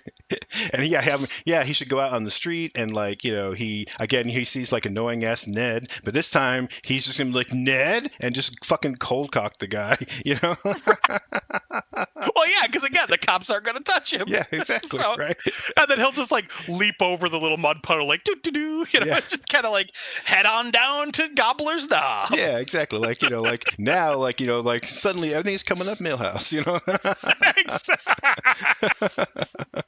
Yeah, it's perfect, Oh my god. It's like now he's having a great time. Now, like, and we don't have to keep repeating everything, but it's like, yeah, he's gonna, you know, maybe he'll just go like, whatever, I can like smoke what I want, drink what I want, eat what I want, like fuck it, like, who cares, and Throw yeah. caution to the wind. Yeah, exactly. Maybe Rita finds him at like the local, I don't know, diner, coffee shop kind of a place, and he's just sitting there with like a whole plate full of food, like smoking a cigarette, like he's just like whatever, like I can do what I want, drink what I want, and she catches him there, like what are you doing? And it's like he doesn't even care if she knows because he tried to tell her before, she doesn't even remember, so now he's just gonna be like whatever, I can do whatever I want, like who cares, like here, dig in, have yourself some sticky buns or something, Just totally making a pig of himself too, like just grossly, just like shoving whole fucking donuts or whatever in his mouth, just smoking, drinking whiskey, like no cares given. And then maybe like have Larry come down and be like, all right, well we gotta go if we're gonna beat the weather type of thing. Mm-hmm. And have Rita be like, all right, yeah, come on, Phil, let's go. Do you want a doggy bag? And him be like, no, I'm gonna stay and finish this off. And everybody like, I thought you wanted to go. And he's like, meh, like because again he knows he's stuck at this point, so he ain't rushing. Yeah, like and why bother wasting time? Like they're just gonna waste time like trying to leave town, like getting caught in the blizzard, and it's just like whatever. I did that like 3 times or whatever already. Like why bother? Like I'm just gonna enjoy my cake and go find some other thing to do and try to have some fun with it. So yeah, so after Rita and Larry take off, he's going to use the time wisely and basically like figure out everything he can about this day. Like what are the details of the day? Like he already knows like every time he wakes up it plays the same song. He knows that the jackass is going to be in the hallway. He knows the lady of the house is going to ask him if he's checking out. He knows he's going to run into the homeless man and Ned. So every day is repeating. So he should have like we should do like a little time jump here where it's like he's clearly spent some time now in Puxatawny and he's just paying attention to everything around him. We should see him like sitting on a park bench, just kind of like counting, being like 1, 2, 3, car goes by, 1, 2, dog bark. Like he's got everything mapped out. Okay. And it's like, of course, you only have so much money in the bank. Like you have no way to make more money. So if you want to like, live at large, you can only live at large with what's in your bank account. Maybe he wants some more money. So we should have him like I don't want to say like have him rob a bank, at gunpoint or something like that, because obviously he wouldn't get far. But like maybe I don't know, maybe we could have something like an armored transport taking money from the bank to like take it downtown type of thing. Yeah. And have him just kind of be watching it, waiting for his cue. And while the guards are distracted, he's just like yoink and takes off with a bag of money. Yeah, that's awesome. Yeah, perfect. Yeah, that's great. It's like it'll be obvious that he's really leaning into the silver lining of this like weird time loop he's stuck in, and he goes very quickly from like what the fuck is going on to like this is kind of cool. And yeah, exactly, that's perfect. We show that he's really gotten used to everything. So yeah, he like yoinks a bag of money, and then we should jump to like he's on a date. He rolls up in like a really fancy car. He's got a girl with him. They're going out to I don't know, to dinner or a movie or something. It's like yeah, he's gonna go out on the town. I mean, yeah, you only got 24 hours to live it up. You might as well have some fun, right? Right, exactly. And he can just steal the money again tomorrow, exactly. Exactly. Oh my god. So I feel like eventually, he's going to use this knowledge of the day to like get to know people. It's like, because I mean, what do you do if you're stuck in the same day over and over and over again? Are you really going to want to keep living the same experiences every single day, or are you going to try to do it up a little different? Like, you know what? I'm not going to go down to Gobbler's Knob today. Now I'm going to go and talk to these random townsfolk, or I'm going to go do this or do that or whatever. But like, he should try again to like. I don't know if we want to have him tell Rita about what's going on, or if he wants to like try to get to know her. Because remember, we did talk about how he likes her. Yeah, he does that's think true. She's attractive. So like, would he attempt to like, because again, he's going to get lonely after a while. Would he attempt to like, hey, I really like this girl. Like, let me see if I can get to know her. You know, I mean, again, you only got 24 hours. Yeah, I think so. I think it would make sense. Like, he tried to tell her once before, but when he was in kind of like panic mode, like, you have to help me, Rita.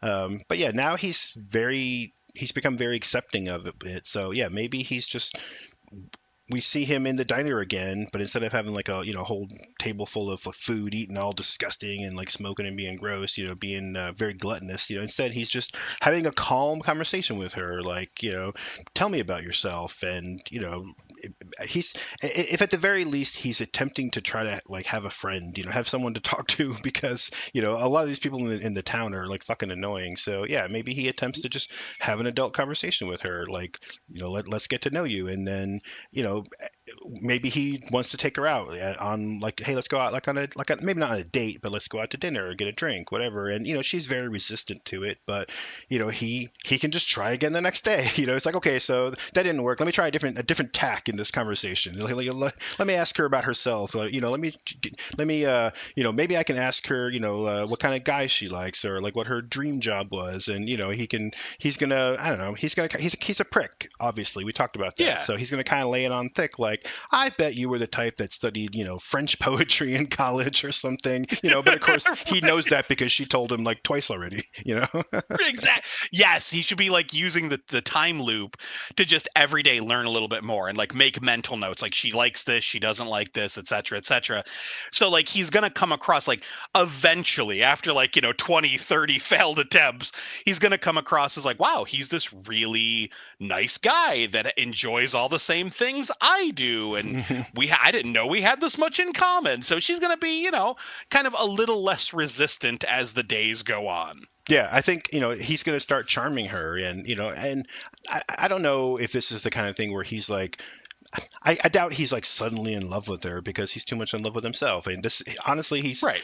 this is probably just him trying to like not be so lonely, and maybe getting laid would help with that. It's like not being so lonely. So this is I hate to like tell a story where we have a guy who's literally like gaslighting a woman into wanting to, or being open to going on a date or something with him, but that's really what he's kind of doing, right? he's Yeah. he's Oh, uh, absolutely. he's like, suddenly, oh, we all have the same interests, and I know everything about you. I know all the perfect things to say. I know exactly how you're going to react, and so he can come at her like, oh, I'm the perfect man for you, Rita. And Mm. before you know it, like, they're at dinner or they're getting drinks, or and every time she says something like, ooh, like, let's go get dessert, like they have great white chocolate and fudge, and she's like, ooh, gross, I don't like white chocolate. And he's like, okay, mental note, no white chocolate, no fudge, whatever, that kind of thing, right?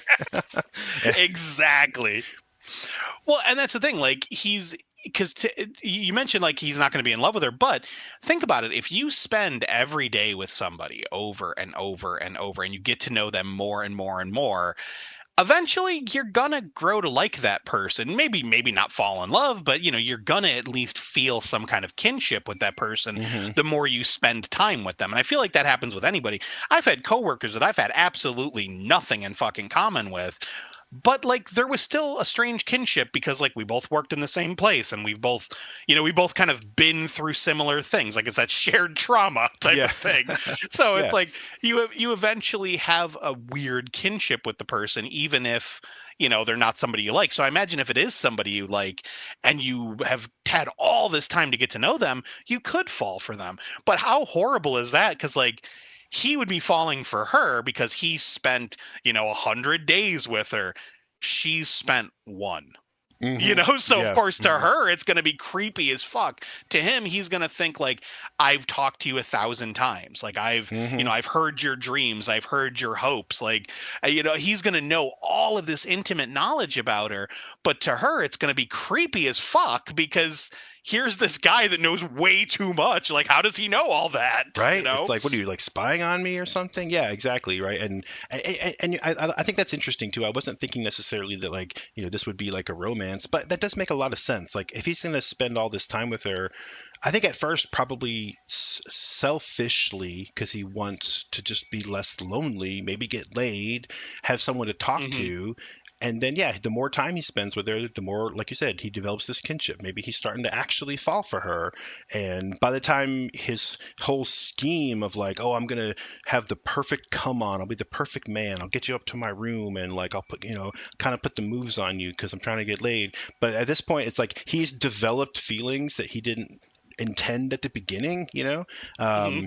but it's a movie. We gotta have like we gotta have ups and downs, right? We gotta get to a rock bottom at some point. So like we can't just go like, oh, he woos her, this gaslighting works. And no, she's smarter than that. So she's gotta like at the last second while he's like putting like the sexy moves on her, she's gotta see through it. Like, oh, wait a second, like my ice Hmm. cream, like the French poetry, like the fudge or whatever it was. All this stuff. She's like, you were asking my friends, you were spying on me, you were asking Larry, like whatever, like, Yes. oh, this is all a scheme. I can't believe I fell for this. Oh, I knew you were always such a prima donna prick. I can't believe I believed you for a second. And it's like, oh shit, Right. it all fell apart.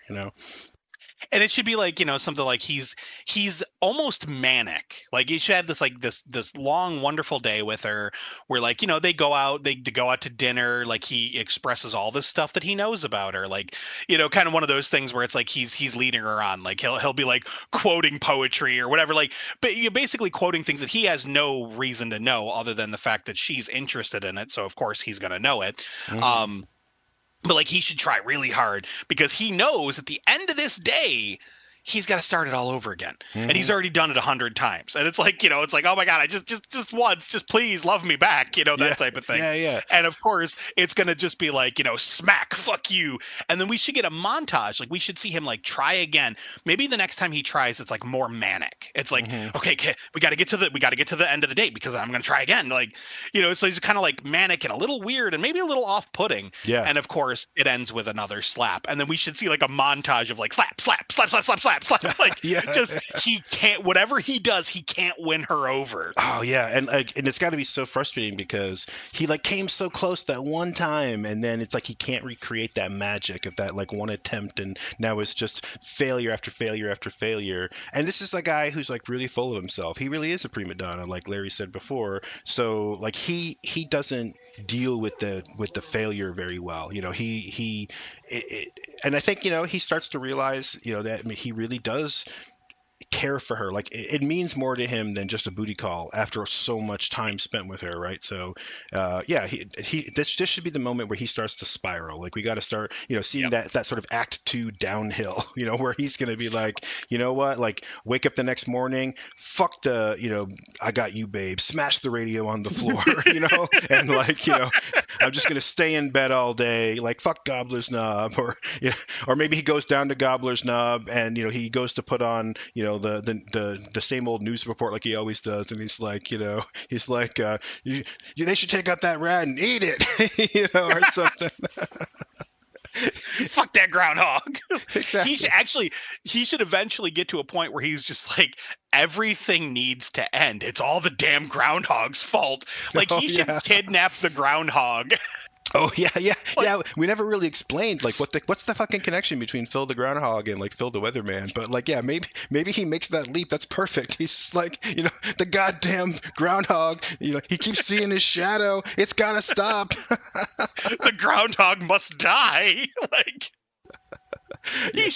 he should fucking steal the groundhog. The little, we had we talked about the people putting on the celebration, Hmm. and like Hmm. anyone who has seen the Groundhog Day celebrations, like, it's usually like some guys in like top hats and coats and all that. Yeah, yeah, Like yeah. they're all like, ha ha ha, like all regal and all that. We should have like those guys like putting Puxatawny Phil in his little cage, and have, just because again, Phil knows every step of the day.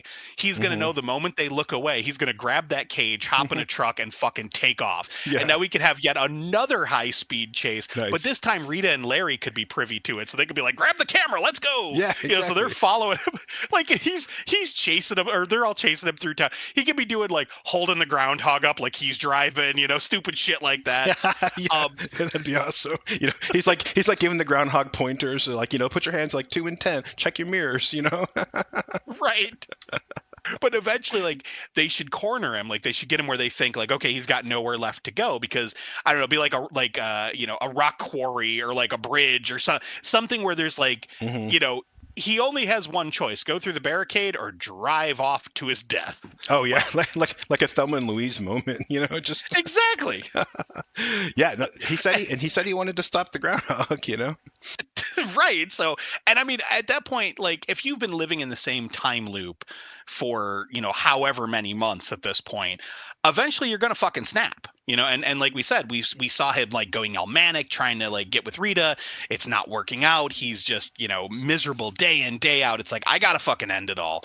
So it's like, he's basically going to take the groundhog and drive off the fucking cliff, Thelma and Louise style. And like, we should even have, like, when the car crashes, have someone like Larry or one of the cops be like, maybe he's okay, and then have it just fucking explode. Yeah. Just be like, well, there goes that. Yeah, like that comically big like movie explosion. Like there's no way that like the gas tank would blow that big, but it's just huge, and it's like, yeah, he's probably not okay now. It's like, on second thought, maybe not. Yeah, exactly. And of course, we just boom, we hear "I got you, babe," and he wakes up in his bed the next day because he can't escape the time loop. Of course. Now, and this is something I had mentioned in Happy Death Day. We it's the Groundhog Day of horror movies where the main character tries to kill herself multiple times. We should have Phil try to do the same thing. Just be like, okay, shit, that didn't work. Let me see if I can figure it out. So, like, when he wakes up the next morning, he's just miserable. We should have him, like, go down to the bed and breakfast, like the breakfast hall area, and grab the fucking toaster and take a bath with it. Yeah, exactly. Yeah, exactly. Oh, that's perfect. He should wake up like, oh shit, he goes down, he gets the toaster, and then like the fucking power in the building like flickers and goes dark, and then Right. of course, boom, he just wakes up the next day like, oh fuck, and then and then we see him like he just walks into traffic the next day, or he jumps off of a roof or something. Yeah, exactly. And it's like no matter what he does, but of course, in the movie we'll play it off like lots of sad music, and and it should be we're kind of laughing about it, but it should be kind of a sad situation. Like he's like close to rock bottom now. Like he can't even kill himself. Every time he tries, it's like you hear that that sad like classical music as he dives off the building or in front of traffic, and then boom, I got you, babe, and it's like fuck again. I can't escape the loop. Yeah, so at this point, it's like he can't kill himself. He can't escape the loop. I think he would probably go back to acceptance, right? It's like I don't know what like the five Right. stages of grief are, but like I think he would be at the point where he's like, okay, I had some fun with it, try to get to know Rita, that didn't work, like he kind of hit rock bottom with killing himself. Now he's just like, well, like what else am I going to do? Like try again. So, and hell, maybe he just tries to tell Rita like, look, I'm stuck in this time loop, like he wanted to get to know her because he was so lonely, so maybe he's just going to talk to her because she won't remember anyway, so why not, Right. You could literally say anything, and the next day it's all going to be a wash. Yeah, exactly. And maybe I don't know, maybe she believes him, maybe he could just be so convincing about it. Like hell, maybe they're sitting at the diner and he's just like, he knows everything about everybody. He's like, oh, like the waitress, she moved here from Ireland when she was a kid, or like that guy's about to drop a tray of dishes and like a 3, 2, 1 smash. It's like he just knows everything. Like before with the armored car money transport thing, it's like he just has everything down in the whole town. He knows what's going to happen, and he's able to kind of demonstrate that to her. So she believes him, but just like before, he wakes up the next day and it's like, well, that didn't work either. It's like, I think we should have a moment in that section where he's like trying to prove to her, like, hey, I know everything about this, blah blah blah. Like he could show her like he knows too much about all the different people in the diner, the whole tray of dishes, like you said. But then she should like pull him aside and be like, what do you know about me? And have him tell stuff about to her that no one could possibly know. Like he could tell her stuff about like her childhood, her hopes, her dreams, and have her just be like completely shocked. And then just to kind of like finally put the nail in the coffin, like every day, Larry keeps coming by to like, hey, let's beat the weather because they don't know about the blizzard, and when he sees Larry coming in, he should like write down on a piece of paper, like he should write something down and be like, don't leave me, and then passes it over to her. And when Larry comes in and says like, hey, we should get going if we're going to beat the weather, have her read the note, and it's exactly what Larry was saying. ooh, I like So that. now Okay. she's like, she could kind of be like, okay, so maybe this is happening. Like, Hmm. what's going on here? And have the two of them talk and blah blah blah, and have her almost present it like a science experiment. Like, maybe I should stay with you until tomorrow, and we'll see what happens. Hmm. So now he does get to spend the day with her, but it's almost like she's observing him like a lab rat, Yeah. So it's like he's getting kind of what he wants, and like he has her attention, but at the same time he doesn't. Yeah. But to your point, 6 a.m. is going to come, she's going to be gone. It's the whole day starts over again. Um, Hmm. and maybe at this point, because of that little glimmer of hope, where like Rita was willing to believe him, maybe this is where he's like, okay, I can't kill myself. I can't be a dick because that's not working.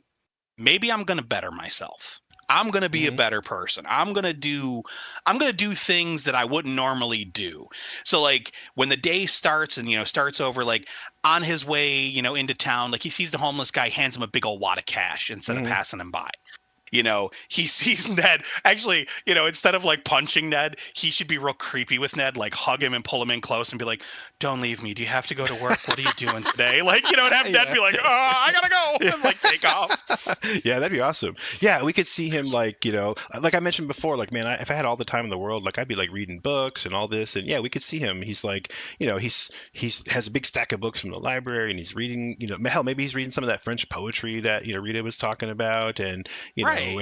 and he's maybe he's helping people out around the town because again he knows everything that's going to happen. He knows all the bad stuff that's going to happen, like Hmm. someone's going to get like a flat tire and he's just going to be there with a jack ready to go because he's waiting for it. Right. Like we could have we could have stuff like him stop someone from like getting hurt in an accident or something. Like we could have like some dumb fucking kid climb in a tree and fall out and have him catch the kid and be like, "I'll see you tomorrow, you little brat," Yeah. that type of thing. Or like Yeah. have maybe he like rescues someone in a restaurant from choking to death. And it's just like because he's aware, he's been all over this town. Like each Hmm. day he goes in a different path trying to escape the loop, and each day he learns more information about everybody in the fucking town. So at this point, he's like a fucking god in this town. Like he Yeah. knows what's going to happen to everybody. Oh And yeah. like you mentioned, like him reading books and stuff. Like he said, again, we talked about like at the start of this, you couldn't produce anything. It's not like I could make a comic book and like take months and months to draw it. No, because the drawings would disappear at the end of the day. So he Hmm. would have to learn skills. So we could have him like maybe he's like learning how to like play guitar or sax. Maybe he plays piano. He like Okay. learns Yeah. how to Yeah. play piano. Or like you mentioned the little vendors and the artistry and all that. Hmm. Maybe there could be like ice sculptures, and he takes the time to learn how to fucking ice sculpt with a Yeah. chainsaw. Like he's Yeah. just overall bettering himself as a human being. Yeah. Exactly. He's just like, yeah, he's just trying to help himself, but he's helping the town. Yeah. Yeah. That's awesome. Yeah. And yeah. Oh, no, this is great. And it should be like he's just going about his day, like doing his thing, like he always does. He's helping people out, and then by the end of the day, it's like they're maybe we didn't see this before, but maybe at the end of Groundhog Day, the February 2nd, the town they move the celebration to like there's a hotel ballroom or the town hall or someplace where there's like a banquet or Hmm. like they have there's a band playing or something like that where it's like they move the celebration inside. It's almost like it's a dance or something like that, right? Yeah, And yeah. yeah, and like let's have like Rita and Larry, like they go to the dance like they always do, and they mention to somebody, some random person, like, oh, like, hey, where's Phil? Did he come to this? Oh, he's probably back at the bed and breakfast. And then someone's like, Phil Connor, and like, I think he's in there. And they're like, what? And they go in, and it's like, Phil's in there, but like you said, he learned to play the piano, and he's like on the fucking stage playing with the band, Yes, yeah. Yeah, Like just totally fucking rocking out, like have them just be like, "What the hell, Phil?" yeah, Like right. totally shocked by it.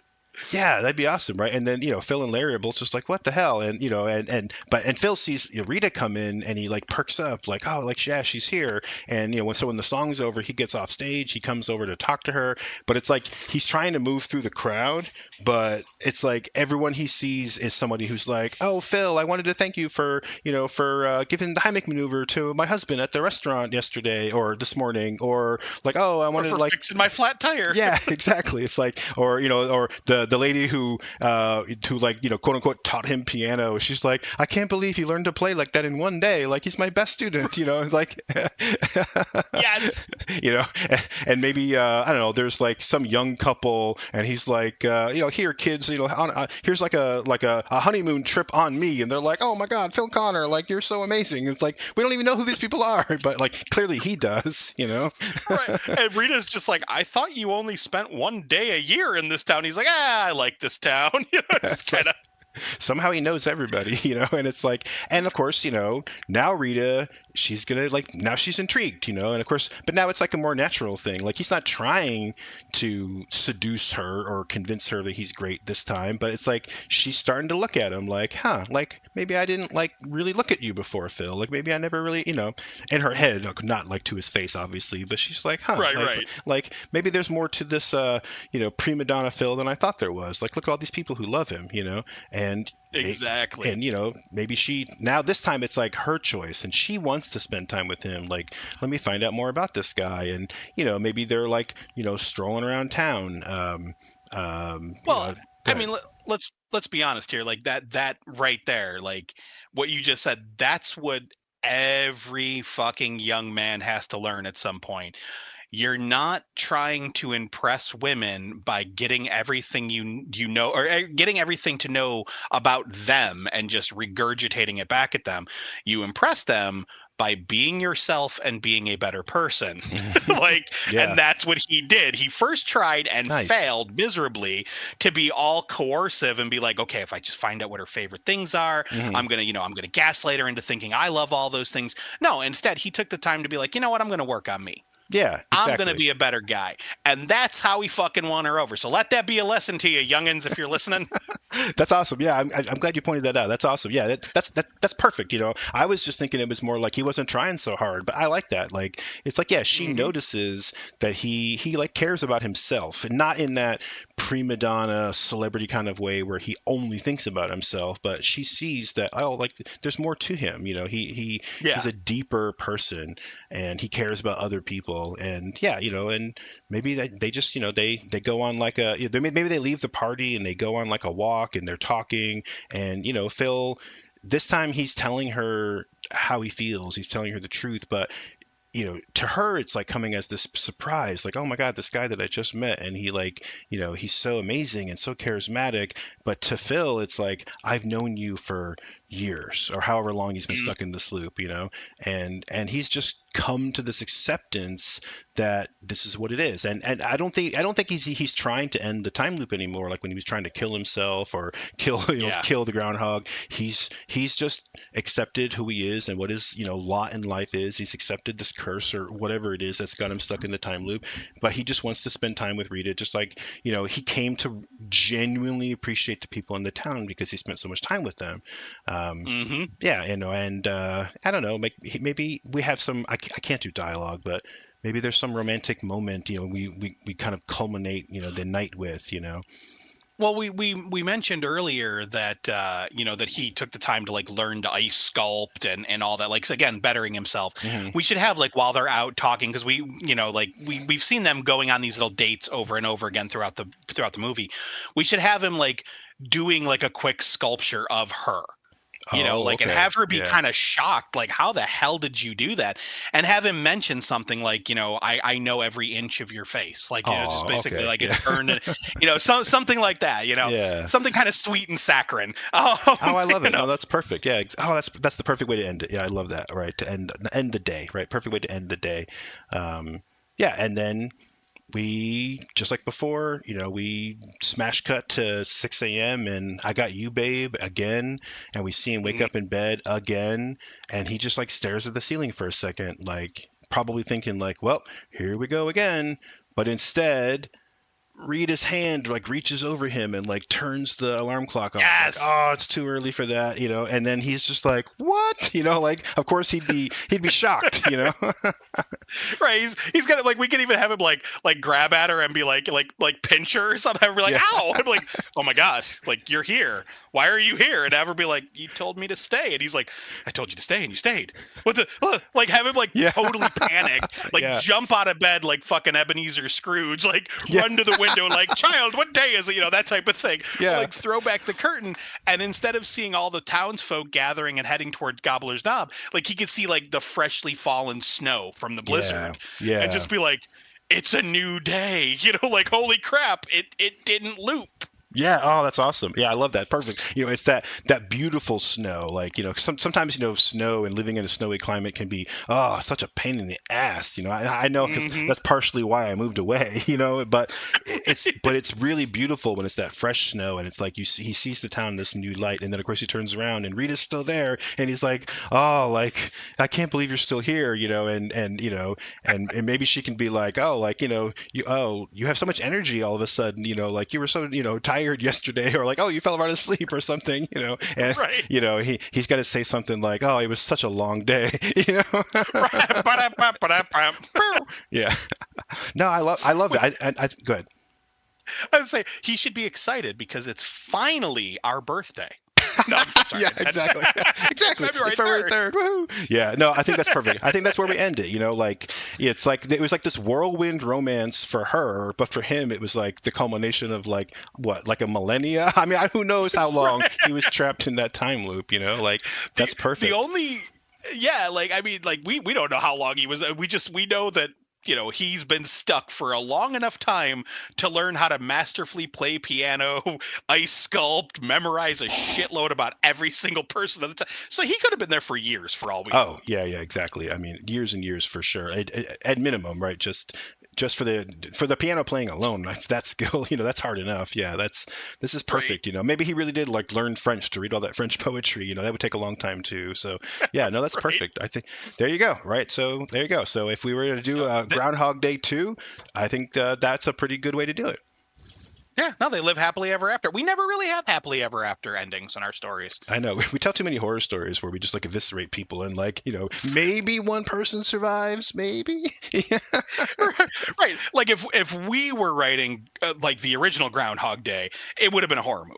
It Oh, would have been like yeah, like the Happy Phil Death would have Day. gone nuts. Yeah, he would have gone nuts and started killing people. Like, Oh yeah, yeah, exactly. He wouldn't have been killing himself all those times. He would have done that, and then he would have been like, "Well, fuck everybody else," like it wouldn't have been like chainsaw, like sculpting ice. It would be like chainsaw to the face, but like, nah, bitches. going on a He'd be wearing rampage. he'd be wearing the skinned groundhog mask. Yes, yeah, the fucking groundhog, like Groundhog Day slasher. That'd be.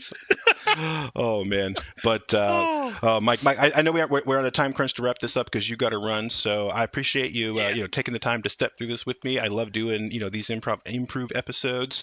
So yeah, Oh, we'll just absolutely. we'll just jump right into our outro shit here. As always, you can find us online at raisedbyrentals.com, at raisedbyrentals on the socials. If anyone listening had fun with us, telling this type of story, we have a lot of episodes in the back catalog, so go check those out. While you're at it, check out radpantheon.com for a super team of podcasters, artists, musicians, all sorts of creative people helping to spread the gospel of rad stuff. So, definitely check out those other projects. Mike, you're in the Red Pantheon with some other projects. What do you got going on recently? Well, there's the Boogeyman's Closet. We are wrapping up our Spanish horror month. We put out When Evil Lurks, and I'll be putting out, as the time of this recording, Tombs of the Blind Dead in like a day or so. Then we're going to close out the month with Guillermo del Toro's The Devil's Backbone, which is a very depressing, sad movie, but it's a beautifully made movie, and I've been looking for a reason to get it on the show. So I might get a little choked up talking about that one, so fair warning. Because man, that one hits me right in the feels. Guillermo del Toro, anytime he does a movie involving children and horror, man, it fucks with me. Oh yeah, But yeah. It's a rough watch, but very, very beautifully done. And then of course there's Count Creepyhead's Saturday Morning Monster Mash, where three grown man children talk about toys and Muppets. We have been kind of on hiatus, but we're doing 1 or 2 episodes a month still. We're trying to get back in the swing of things, but 3 very differing timetables have kind of kept us at bay for now. But we do have plans to come back strong. So All right, yeah, awesome. Always a good time. Always a good time, both for Guillermo del Toro movies, and Ken Creepyhead's Saturday Morning Monster Mash. So yeah, definitely everyone go check both of those things out. Once again, thank you all for tuning in to the Raised by Rentals program. If you had fun with us, visit us on those socials, drop us a line, leave a comment, leave a podcast rating. Let us know what you think we should improve next time. And with that, I'm Josh. I'm Mike. And we have to return some videotapes.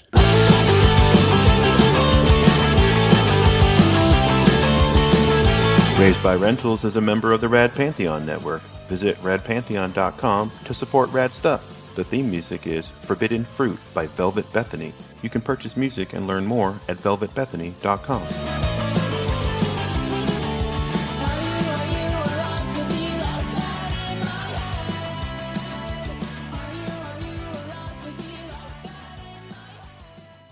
April Fools!